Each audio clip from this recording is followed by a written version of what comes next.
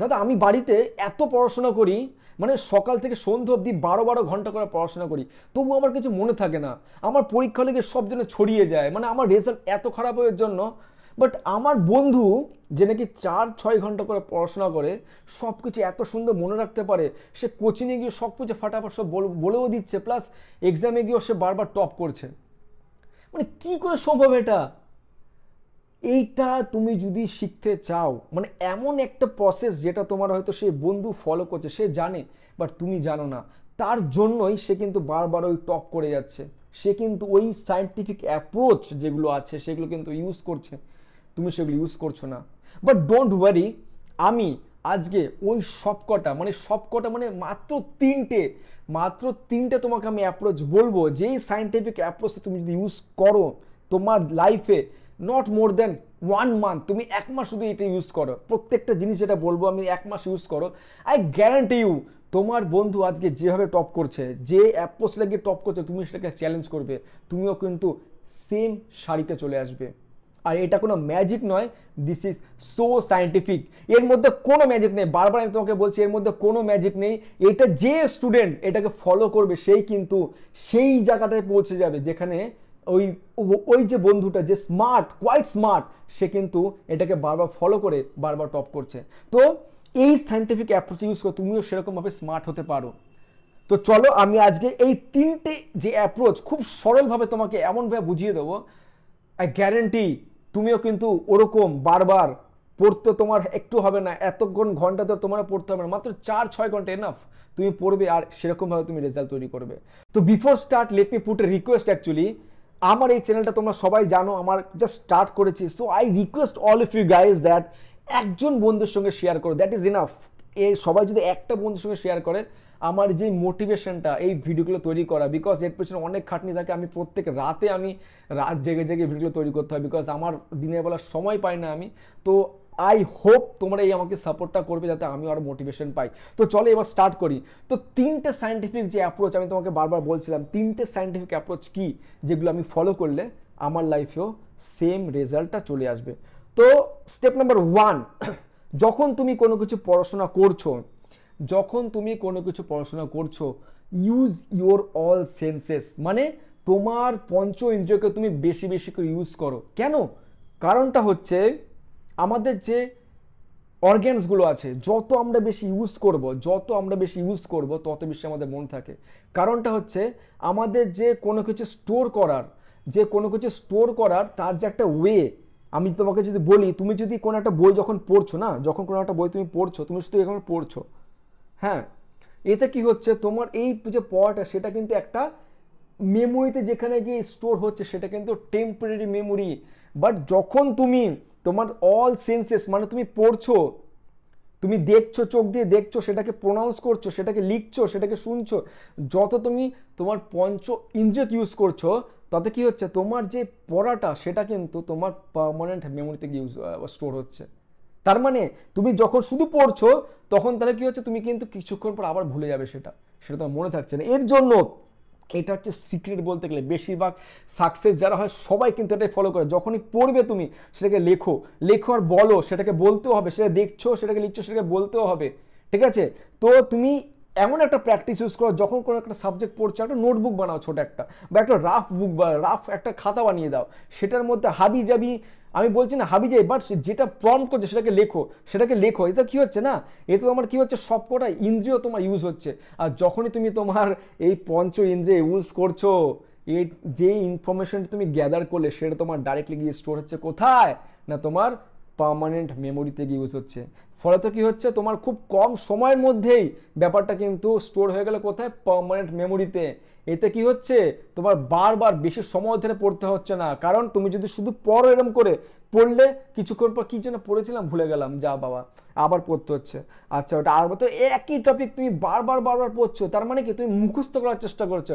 আমি তোমাকে বলবো না তুমি মুখস্থ করো, তুমি কি করে জিনিসটাকে তুমি লেখো, পঞ্চ ইন্দ্রিয় ইউজ করো। সেটা কি হচ্ছে, তোমার তোমার বডি পুরো এঙ্গেজ হয়ে যাচ্ছে, তোমার ফুল বডি তোমার এঙ্গেজ হচ্ছে ওই টপিকটার সাথে। তুমি ওটাকে মুখস্থ করছো না, তুমি ওটাকে অ্যাবজর্ব করছো তোমার বডিতে। আর যখন তুমি এই অ্যাবজর্বটা করছো তোমার বডিতে, তখনই কিন্তু তোমার জিনিসটা বেশি মনে থাকছে, কারণ সেই ইনফরমেশনটা তোমার পার্মানেন্ট স্টোরেজে যাচ্ছে। তো this is step number 1। What is now let's come into step number 2। Step number 2 একটা খুব একটা ইন্টারেস্টিং, একটা বলতে গেলে গল্পের মতো তোমাকে আমি বলছি।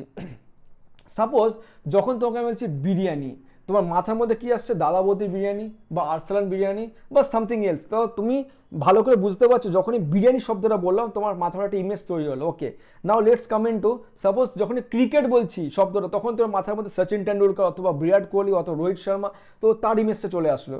যখনই আমি তোমাকে বলছি টমেটো, তখন তোমার মাথার মধ্যে চলে আসলো কি না রেড কালার। তার মানে কি?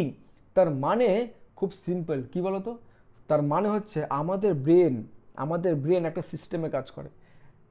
আমাদের ব্রেন একটা সিস্টেমে কাজ করে, সেই সিস্টেমটা হচ্ছে ইমেজ। আমাদের ব্রেন সবসময় একটা ইমেজে কাজ করে। তার মানে কি? তার মানে হচ্ছে স্টেপ নাম্বার 2 এটাই বলছে, যখনই তুমি কোনো কিছু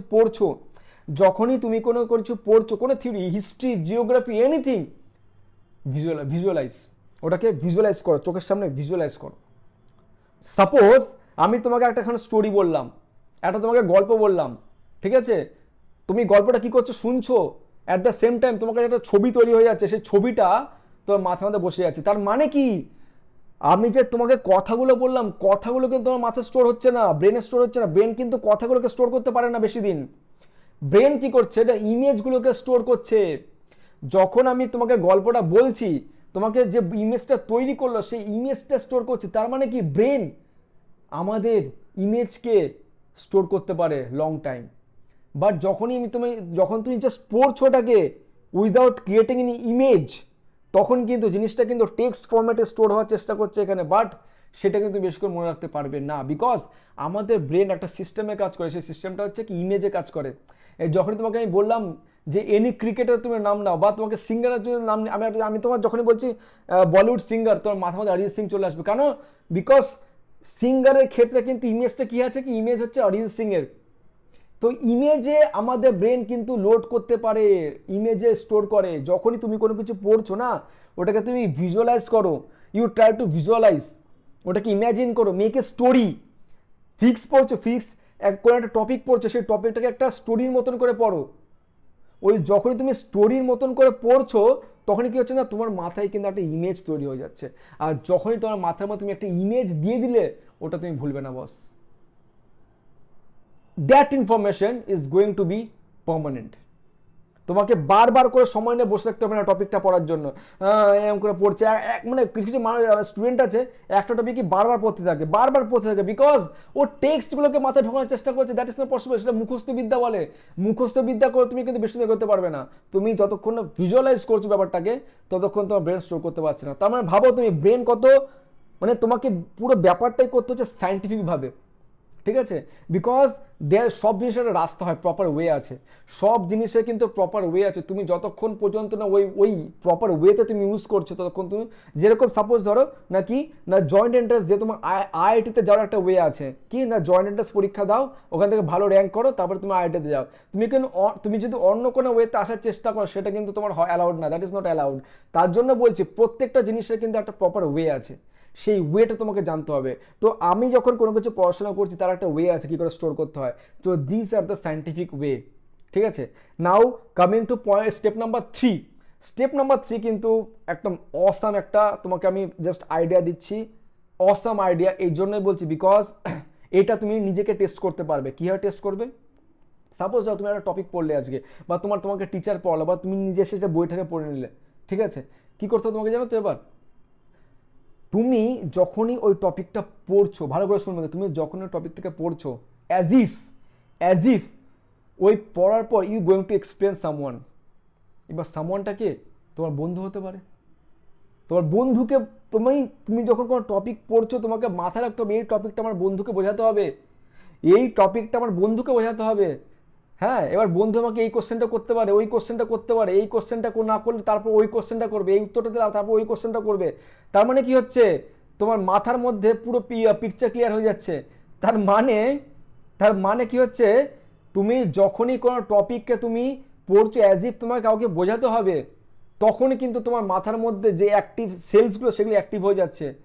তোমার মাথার মধ্যে যত নিউরনগুলো আছে, সব কিন্তু একদম ট্রিগার করছে যে একটা ব্রেনস্টর্ম তৈরি হচ্ছে, একটা ব্রেন স্টর্ম তৈরি হচ্ছে মাথার মধ্যে, যাতে তোমার কি হচ্ছে না পুরো এঙ্গেজ করে দিচ্ছে তোমাকে ওই টপিকটার মধ্যে। এরপর তোমাকে কে ভোলাবে বস? কে ভোলাতে পারবে না, তুমি জীবনে ভুলতে পারবে না। বাট অনেকে কোশ্চেন করতে পারে, দাদা আমার তো সেরকম বন্ধু নেই, আমার সেরকম বন্ধুর লাইফে যাকে আমি এক্সপ্লেন করবো, আর আমি চাইও না আমার বন্ধুকে এক্সপ্লেন করতে, because some competition, fight, something. But তোমার কাছে তুমি নিজে আছো, অ্যাজ ইফ তুমি তোমার নিজেকে বোঝাচ্ছ, সেভাবে তুমি বোঝাও, সেইভাবে তুমি প্র্যাকটিস করো। আর সেটাও তুমি যদি না পারো, আরেকটা তোমাকে প্রবলেম, যেটা আমি ফলো করতাম, আমি কোনো একটা টপিক পড়লাম, পড়ার পর আমি কি করতাম, আমার ঘরের দেওয়ালে চলে যেতাম, আমি ইমাজিন করতাম দেওয়ালে আমার সামনে একটা ব্ল্যাকবোর্ড আছে, আর আমি আমার ক্লাসে স্টুডেন্টদের পড়াচ্ছি, অ্যাজ ইফ আমার স্টুডেন্টের এরকম 10-12টা স্টুডেন্ট আছে, আমি এবার পড়াচ্ছি। That is called shadow practice. তুমি যদি সেটাও তুমি যদি করতে পারো, তুমি যদি করতে পারো, তুমি এত কনফিডেন্ট ফিল করবে। আর তুমি যে ওই পড়াশোনাটা করবে না, আমি বলে দিচ্ছি, নট অনলি তুমি এটাকে মনে রাখতে পারবে, অ্যাট দ্য সেম টাইম তুমি কিন্তু ওই জিনিসটা নিয়ে কিন্তু এক্সপার্ট হয়ে যায় বস, এক্সপার্ট। তুমি ওই টপিকটা নিয়ে এমনই এক্সপার্ট হবে, কেউ তোমাকে চ্যালেঞ্জ করতে পারবে না, মানে তুমি ওই ফিল্ডে তুমি এক্সপার্ট হয়ে যাবে। তো মানে তুমি ইম্যাজিন করতে পারবে না যে এই যে 3টে সায়েন্টিফিক আমি তোমাকে অ্যাপ্রোচ বললাম, তুমি যদি অ্যাপ্লাই করো, মানে জাস্ট 1 মাসের জন্য ট্রাই করো, 2 সপ্তাহের জন্য ট্রাই করো, তারপর তুমি আমাকে কমেন্ট করো এখানে, মানে আমি তোমাকে বাই হার্ট বলছি বস, ইট উইল হেল্প ইউ। আর এইগুলো হচ্ছে তোমার সায়েন্টিফিক অ্যাপ্রোচ। এই অ্যাপ্রোচগুলো ছাড়া তুমি যদি বাকি কোনো কিছু ট্রাই করতে যাও, জীবনে তোমার কোনো লাভ হবে না, জীবনে লাভ হবে না। বিকজ এইগুলোই করে, এই অ্যাপ্রোচগুলো দিয়েই মানুষ উপরে গেছে, এই অ্যাপ্রোচগুলো দিয়েই মানুষ এক্সেল করেছে লাইফে, এই অ্যাপ্রোচগুলো দিয়ে মানুষ টপ করেছে, আর এই অ্যাপ্রোচগুলো দিয়েই মানুষ র্যাঙ্ক করে। এই অ্যাপ্রোচগুলো ছাড়া তুমি যদি ভাবো কিছু করতে যাবে, you going to fail actually. ঠিক আছে, তো তুমি জাস্ট 2 সপ্তাহ তুমি ট্রাই করো, রেজাল্ট তোমার সামনে এসে দাঁড়াবে। ঠিক আছে, তো চলো, আই হোপ তোমার এগুলো বুঝতে সুবিধা হয়েছে। যদি না বুঝতে পারো আমাকে প্লিজ কমেন্টে জানাও, আমাকে এটাও জানাও যে তোমরা আর কি ফার্দার টপিক আমি কভার করবো, আই শুড কভার। ওকে, আমি চেষ্টা করবো সব কিছু টপিক কভার করতে। আজকে এটা রিকোয়েস্ট করেছিল একজন আমাকে, তার জন্য আজকে আমি এখানে কভার করলাম। তো আই হোপ তোমরা ব্যাপারটাকে এনজয় করছো। তো প্লিজ শেয়ার করো একটা ফ্রেন্ডের সঙ্গে অ্যাটলিস্ট, আমার এতে অনেক আনন্দ পাবো, আমার অনেক মোটিভেশন পাবো। ঠিক আছে, তো চলো আবার দেখা হবে ভালো অন্য কোনো টপিক নিয়ে, যেখানে আমরা যে কোনো প্রবলেমের সলিউশন ডিসকাস করব। ঠিক আছে, চলো, সি ইউ, বাই।